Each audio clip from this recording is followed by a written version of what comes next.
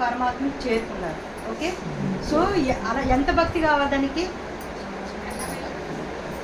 మనం ఎవరైనా కోపడగానే మనం ఫస్ట్ ఏం అడుగుతామంటే, స్వామి నేను ఏం చేశాను నన్ను ఇలా ఇచ్చాను అడుగుతాం చిన్న కోపడగానే అడిగిస్తాం. అడగరు మీరు ఎవరు అడగరు. నేను ఏం చేయకుండా నన్ను ఎందుకు తిడుతున్నారు, గతం అకౌంట్ మనం మర్చిపోతాం. ఎవరైనా మనకి ఎందుకు ఈ బాధ వచ్చింది, నేను పుట్టిన నుంచి నేను నిన్ను పూజ చేస్తున్నాను కదా, స్మరిస్తున్నాను కదా, నీకు సేవ చేసుకుంటున్నాను కదా, నేను 10 మందికి ఉపయోగపడుతున్నాను కదా, నేను ఎప్పుడు స్వాతమే చేస్తాను కదా, భక్తిలోనే ఉంటాను కదా, ఇన్ని చేస్తూనే నాకు ఎందుకు ఈ కష్టం ఇస్తావు, ఎందుకు నాకు బాధిస్తుంది. ఎవరైతే కష్టాలు మంచిగా ఉండి భక్తిలో ఉండి కష్టాలు అనుభవిస్తున్నారు అంటే వాళ్ళు పరమాత్మ వైపు వెళ్ళడానికి ప్రయాణం మొదలైందని అర్థం. బహుశా మీరు అందరూ అలా చేయాలి. మీకు బాధలు ఉన్నాయా? అంటే అకౌంట్ ఖాళీ చేయడానికి వచ్చారు. మనకు అనిపిస్తుంది అసలు ఏ భజన చేయరో ఏదో చేయాలంటే వ్యాపారంలో అన్ని మోసాలేనండి, అన్ని అబద్ధాలండి, వాళ్ళు చాలా బాగుంటారు, మేము ఇంత మంచిగా ఉంటాం, మాకెందుకండి ఇలా ఉంటాం. దీని మధ్య చాలా మంది ఊపుతున్నారు, చాలామంది చాలా ఎక్కడి నుంచి ఇలా ఊపుతున్నారు. అంటే మనకి ఎందుకు వస్తుంది అంటే వాళ్ళు అకౌంట్ కూడబెట్టుకుంటున్నారు, మనము ఖాళీ చేస్తాం. సో మనకి ఏదైనా అప్పు తీరింది అనుకోండి, ఏం చేస్తాము? Happy feel. సో మన ఎక్కువ అప్పులు తీరుతున్నాయంటే హ్యాపీ ఫీల్. కాకపోతే ₹1,00,00,000 అప్పు ఉంది, రూపాయి ఉంది మన దగ్గర కాబట్టి కష్టపడుతున్నాము. సో మనం ఈ కష్టాలు ఏవి పడకుండా, ఈ ప్రారంభాలు ఏవి భరించకుండా, అనుభవించకుండానే సూక్ష్మంలో అనుభవించి పరమాత్మను చేరుకునే అవకాశాన్ని, మార్గాన్ని శక్తిపాత సిద్ధమహాయోగం. దీన్ని కూడా పరమాత్ముడు ఎన్నో మార్గాలు ఉన్నాయి, అందులో ఇది మహాయోగం. అన్ని మార్గాల్లో కూడా పొందొచ్చు. ఇది కొంచెం మీకు భక్తి కన్నా క్రియ కన్నా ధ్యాన మార్గం అన్నిటికన్నా ఇది ఉన్నతమైన మార్గం. శక్తిపాత సిద్ధ మహాయోగం. సిద్ధయోగం అంటే సిద్ధించే యోగం సిద్ధయోగం.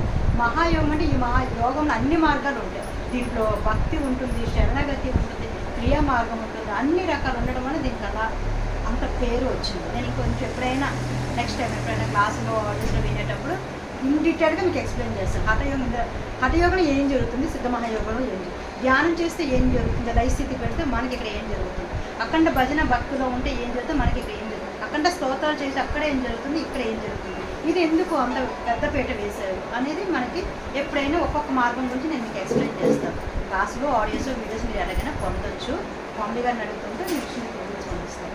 సరే, అయితే ఇక్కడ కుండల శక్తి జాగరణ జరిగేటప్పుడు ఆ సాధకులలో ఉన్న గుణాలలో కొంచెంగా సునాయసంగా వాళ్ళకి నెమ్మదిగా వాళ్ళలో ఉన్న గుణాలని సహజంగా తీయడం జరుగుతుంది. ఓకేనా? మనకు కోపం ఉందనుకోండి, కోపం తగ్గాలి అనుకుంటాం, ప్రయత్నం చేస్తే ఏదో రోజు గట్టిగా కోపం ఎదురవుతుంది. అంటే అది మనకి అణిచిపెట్టినప్పుడు బరస్ట్ అవుతాం. ఇంకొకటి ఏమంటే అది కర్మ కారకం అయిపోతుంది, మళ్ళీ కొత్త కర్మ అయిపోతుంది. అంటే ఇప్పుడు ఒక వ్యక్తి ఉన్నారు, నాకు వాళ్ళు కోపడ్డారు, కానీ నేను ఉదయం నుంచి రాత్రి వరకు భక్తి భజనలో ఉండి ఎవరిని నేను ద్వేషించకూడదు, నేను తిట్టకూడదు, నేను కోపం పడకూడదు, నేను భగవంతులా ఉండాలనుకుంటున్నాను, వాళ్ళు తిట్టారు కానీ మనకి లోపల బాధ దుఃఖము, ఎందుకు నేను ఎంత మంచిగా ఉన్నాను అన్నే ఎందుకు అంటారని ఒక బాధ ఉంటుంది. అది మళ్ళీ మనకు కారకం అయిపోతుంది. కానీ ఇక్కడ మనకి ఏం జరగాలి? ఆ బాధ రాకూడదు, ఆ కోపం అనిపించకూడదు కదా. అది రావాలంటే అది గుణమే పోవాలి, ఆ సంస్కారం పోవాలంటే ఎవరు చేయగలుగుతారు? శక్తే చేయగలుగుతుంది. శక్తి అనండి, పరమాత్మ అనండి, బ్రహ్మం అనండి, లలిత అనండి, గాయత్రి అనండి, పరాశక్తి అనండి, ఇష్టం ఏ పేరైనా వాడుకోవచ్చు, ఒకటే. ఓకేనా? ఆ శక్తి, కుండలి శక్తి ఏదైతే అందరిలో నిదానంగా ఉన్నదో ఏదైతే శక్తి ఉందో ఆ శక్తి జాగృతమైనప్పుడు అతి సహజంగా మనలో ఉన్న సంస్కార గుణాలన్నింటినీ అతి సహజంగా కరిగించేస్తుంది. అది మాత్రమే సులువైన మార్గం, సునాశమైన మార్గం. మనకి ఎవరైనా కోపడితే బాధ రాకపోతే సుఖం, కానీ బాధపడకుండా ఉండాలి అనుకోవడం సుఖం కాదు, కష్టమైన పని. ఎంతమంది మీతో మనం ఆ మనసుని సప్రెస్ చేయగలుగుతాం. నేను ఇంకా ఒక గుణం గురించి చెప్తాను, ఇంకా చాలా ఉంటాయి కదా. ఎంతో కొంత ద్వేషం, ఇంకా రకరకాలు, నాకు పేరు రావట్లేదు. 4-5 చెడు గుణాలు చెప్పండి. మీరు మంచిగా మీకు గుర్తు రావట్లేదు, సూపర్, మంచి విషయం. సో ఇక్కడ మనకి ఇప్పుడు ఏంటంటే మళ్ళీ వెనక్కి వద్దాం. కంటస్థ పట్టేస్తున్నాను ఈరోజు మీకు సబ్జెక్ట్ అంతా. మనకు కావాల్సింది ఏంటి? అంతసేపు గ్యాప్ ఇవ్వకండి, బ్యాగ్ వద్దు అసలు. మోక్షం కావాలంటే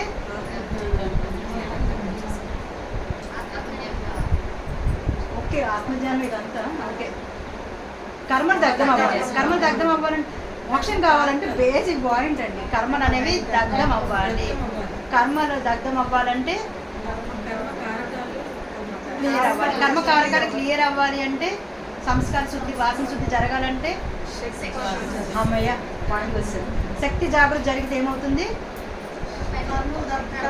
అతి సహజంగా ప్రతి వ్యక్తిలో ఉన్న ఆ యొక్క అనేక జంతు మానవ అన్ని జన్మల నుంచి వచ్చిన అన్ని వాసనల నుంచి మనము విముక్తి పొందుతాం. ఓకే, ఇక్కడ దీనికి మనకున్న గుణాలు ఏంటో చెప్పండి. చాలా చెప్పగలరు, 3 చెప్పంటాము. సత్వగుణాలు. ఈ 3 గుణాలు అందరికీ ఉంటాయా? బాగుంటారు. ఓకే, తమో రజ సత్వం అందరికీ ఉంటాయంటే దేవతలకు ఉంటాయా? ఎందుకండి అందరికి వాళ్ళకు కూడా ఉన్నాయండి. రాముడికి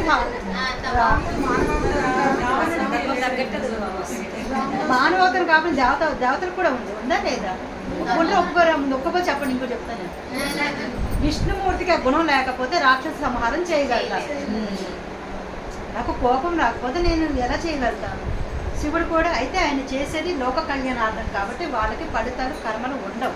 ఆ గుణాన్ని ఉపయోగించుకొని అందరికీ సుఖాన్ని, శాంతిని, సుభిక్షాన్ని ఇవ్వడం కోసం వాళ్ళు చేస్తున్నారు. వాళ్ళకి కర్మలు ఉండవు కాబట్టి వాళ్ళు చేసిన ఓకే. మనం చేసాం అనుకోండి అకౌంట్ ఫామ్ అయిపోతుంది.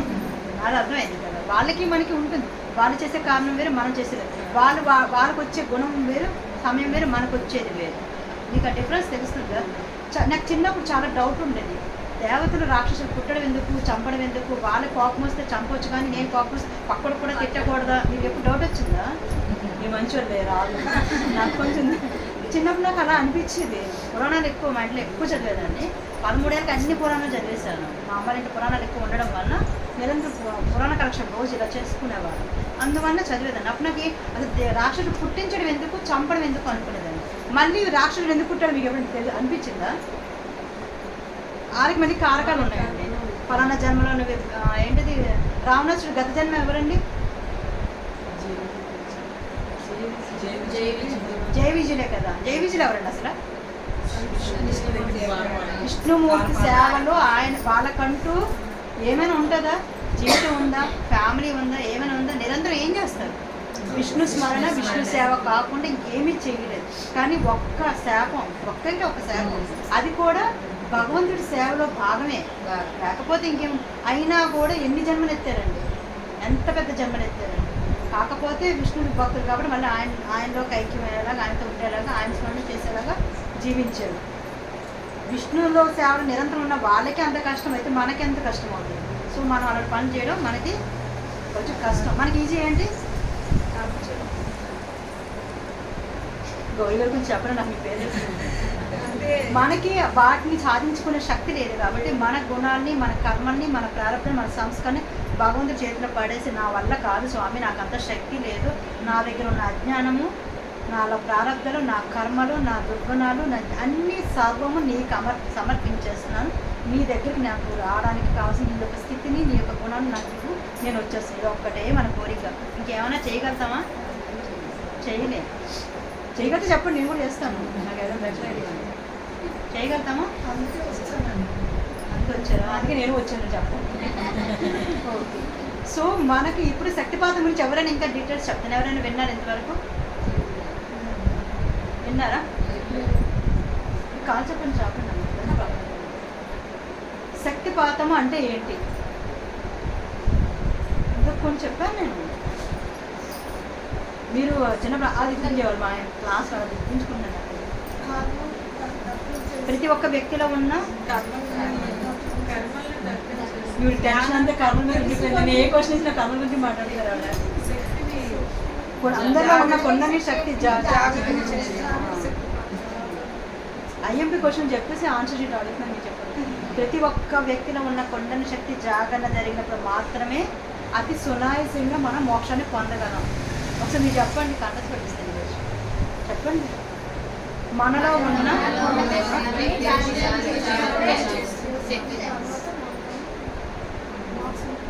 పొందగలుగుతాం. శక్తి జాగరణ వలన ఏం జరుగుతుందండి?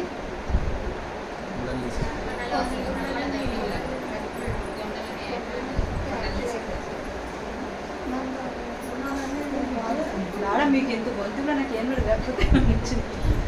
మనలో ఉన్న గుణాలు సంస్కారాలు కోటాను కోట్ల సంస్కార గుణాల్లో ఉన్న వాటిని అతి సునాయాసంగా తగ్గడం అనేది సహజంగా చేస్తే ఒక తల్లి గర్భంలో పెట్టి ఎలా పెరుగుతుందండి? తల్లి ఏమైనా చేస్తున్న ప్రాసెస్ ఏమైనా అతి సహజంగా బిడ్డ పెరుగుతుంది. బిడ్డ కూడా తన ప్రమేయం లేకుండా పెరుగుతుంది. తల్లి గర్భంలో తల్లి సహాయం కూడా ఏమీ చేయలేదు. అంతే సహజంగా పరమాత్మ శక్తితో మనము అంతే సహజంగా పుణ్యశక్తి జాగం జరిగిన వాళ్ళు మోక్ష స్థితిని పొందగలుగుతారు. అంటే తల్లి గర్భంలో ఒక బిడ్డ పెరిగినంత సహజంగా మనం కూడా మోక్ష స్థితిని పొందుతాం. ఆ యొక్క నిర్మాణం మన శరీరాలు ఇవ్వబడింది. కాసేపు కొంచెం టాపిక్ పక్కకి వెళ్దాము. అందరూ ఇదైపోతారు. మూలాధార చక్ర అధిపతి ఎవరండి? గణపతి. గణపతి బీజాక్షరం ఐడియా ఉందా? లమ్ అండి. 2 పెటల్స్ ఉంటాయి. ఇంతకీ ఇంతమంది దేవతలు ఉంటుండగా ఒక వినాయకుడికి జంతు రూపం ఎందుకు ఇవ్వబడింది? అంటే కథ విన్నాము, గజాసురుడు ఎక్సెట్రా ఎక్సెట్రా, వినాయకుడు కింద ఎలుక ఎక్సెట్రా కథ విన్నాము. యాక్చువల్గా అయితే ఏంటంటే ఏనుగుకి కొన్ని గుణాలు, ఏనుగు గుణాలు చెప్పగలరా? నాకు టాపిక్ కొత్తగా సరే.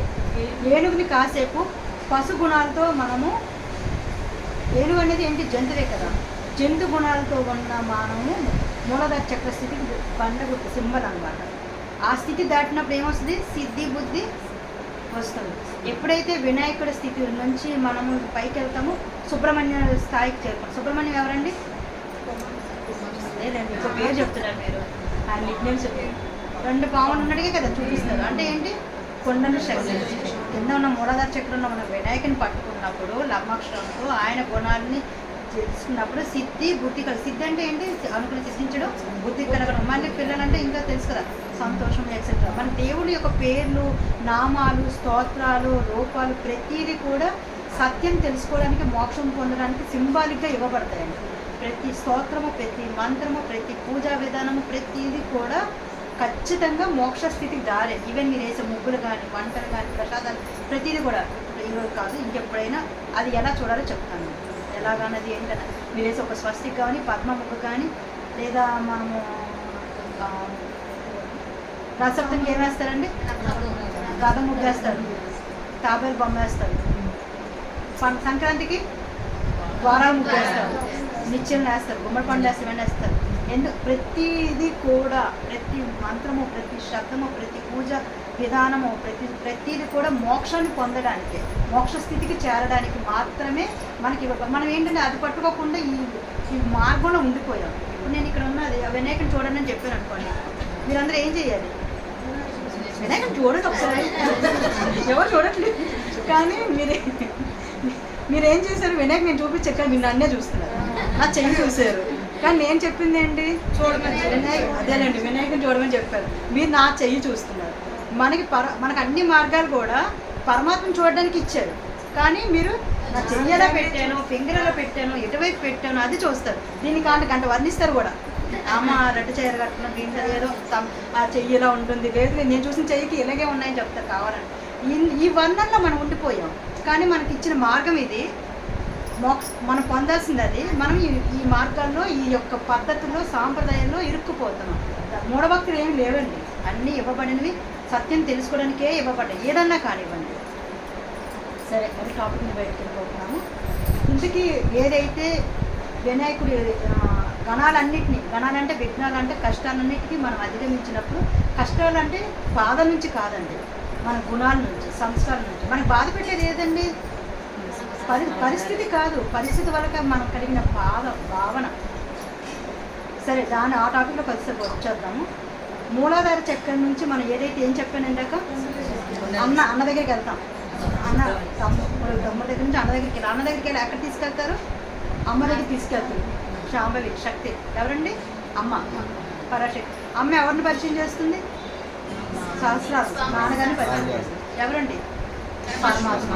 ఎప్పుడైతే శక్తి జాగం జరుగుతుందో, శక్తి జాగం జరిగిన వాడికి సిద్ధిబుద్ధి రావడం అంటే మనలో ఉన్న సంస్కార గుణాలన్నీ కూడా శుద్ధం అవుతాయో అప్పుడు శక్తి జాగ తీవ్రతరం అన్ని చక్రాల నుంచి ప్రయాణం జరిగిన తర్వాత, అమ్మ దగ్గరికి వెళ్ళిన తర్వాత, ఆ స్థితి మనం పొందిన తర్వాత మోక్ష స్థితికి వెళ్తాం.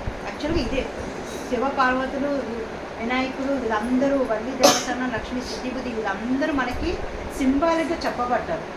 పరమాత్మను చేరుకోవడానికి ఒక్కొక్క మెట్టు అనమాట. మీరు ఏదైనా తీసుకోవచ్చు. శివుడికైతే మెడలో పాము ఉంటుంది, విష్ణుమూర్తికి అయితే కింద శేషపాడు, రెండు మళ్ళీ కొండల శక్తే. అవునా కదా? మీకు అర్థమైంది కదా? సో ఇక్కడ మనకి శక్తి జాగం జరిగిన వాళ్ళలో గుణాల మార్పు అన్నాను కదా. ఇక్కడ నేను మీకు ఈ రోజు నుంచి కూడా మీరు పరిస్థితులు ఏవైనా ఉండేటప్పుడు అంటే గుణశక్తి ఏమైనా మీకు కొంచెం ఇన్ఫర్మేషన్ ఇచ్చాను కదా. డైలీ లైఫ్లో మీరు ఎలా ఉండాలి కొంచెం టాపిక్ పక్కకు వస్తాను నేను. మనము ఎవరికైనా మనకి ఏదైనా కలుగుతుందంటే కారణం ఏంటంటే ఒక బాధ, ఒక కష్టమో, సుఖమో, దుఃఖమో ఏదైనా కలుగుతుంటే ప్రారంభం. సో ఒక వ్యక్తి నన్ను బాధ పెడుతుంది అంటే, ఒక పరిస్థితి ఇబ్బంది పెడుతుంది అంటే పరిస్థితికి బాధపడాలా, మనకు గుణం వల్ల బాధపడుతున్నామా? ఇప్పుడు నాకు ఎవరైనా ఒక జోక్ వేసి అనుకోండి, ఇద్దరు ఒకరు బాగా నవ్వుతారు, కొంతమంది కొంచెం నవ్వుతారు. ఏంటి వీడికి అన్నిటికీ ఎక్కువ నవ్వుతాడు రా, వీడు కొంచెం తక్కువ నవ్వుతాడు రా అంటామా? ఇంకో కొంతమంది